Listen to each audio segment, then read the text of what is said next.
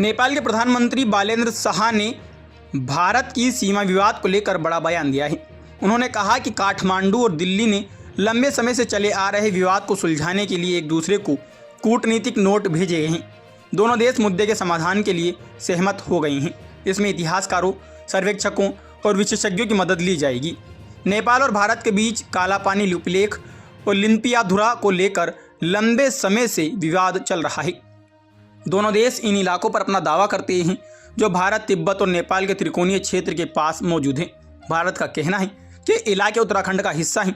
इस मुद्दे को द्विपक्षीय बातचीत के जरिए सुलझाया जाना चाहिए। विवादित क्षेत्रों को लेकर पूछे गए सवालों के जवाब में प्रधानमंत्री बालेंद्र शाह ने संसद में कहा कि नेपाल सरकार ने भारत को आधिकारिक तौर पर एक कूटनीतिक नोट भेजा है जिसमें लिपुलेख समेत कई क्षेत्रों पर कथित कब्जे का मुद्दा उठाया गया है। भारत की ओर से इसका जवाब भी मिल चुका है। इसमें आपसी सहमति से हल की बात निकली है।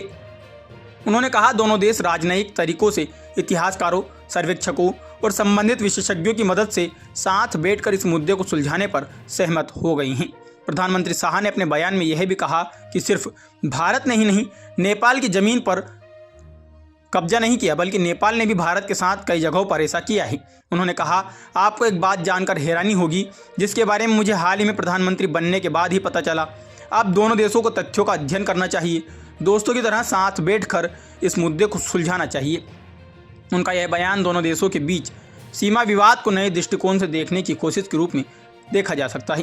प्रधानमंत्री बालेंद्र शाह ने कहा कि यह सीमा विवाद केवल भारत और नेपाल के बीच का नहीं, बल्कि इसकी ऐतिहासिक जड़ें ब्रिटिश इंडिया के दौर से जुड़ी हुई है। उन्होंने बताया कि नेपाल ने इस मुद्दे पर चीन और ब्रिटेन के साथ भी कूटनीतिक बातचीत की है, क्योंकि यह विवाद 1947 में ब्रिटिश शासन के अंत के समय से जुड़ा हुआ है।